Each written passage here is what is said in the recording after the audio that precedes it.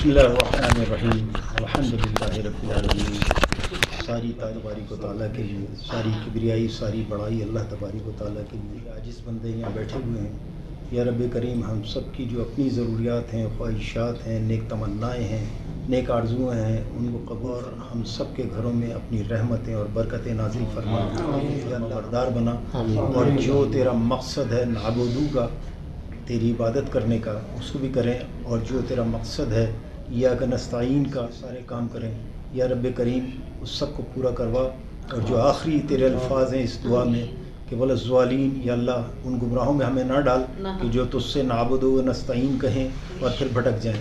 یا اللہ اس ملک پاکستان کو جو بنانے کا مقصد تھا، یہاں پر اسلامی نظام نافذ ہو، یا اللہ ہم اس سے بھٹک چکے ہیں، ہم اس سے بے بہرہ ہو چکے ہیں، ہم اس کو بھول چکے ہیں۔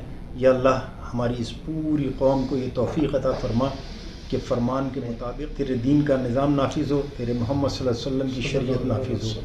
یا اللہ اس پاکستان کو بنانے میں جس کا جتنا ہاتھ رہا ہے ان سب کی مغفرت فرما۔ فلسطین کے مجاہدین کو، یا اللہ کشمیر کے مجاہدین کو، اور یا اللہ جہاں جہاں مجاہدین برسر پیکار ہیں تیرے دین کی حفاظت کے لیے، تیرے دین کے نام کو بڑھانے کے لیے، یا اللہ ان سب کی تو حفاظت فرما، ان کو کامیابیاں عطا فرما۔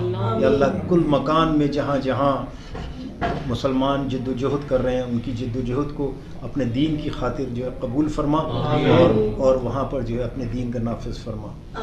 صلی اللہ تعالی علی خیر خلقہ محمد آلہ صحبہ اجمعین برحمتک یا ارحم۔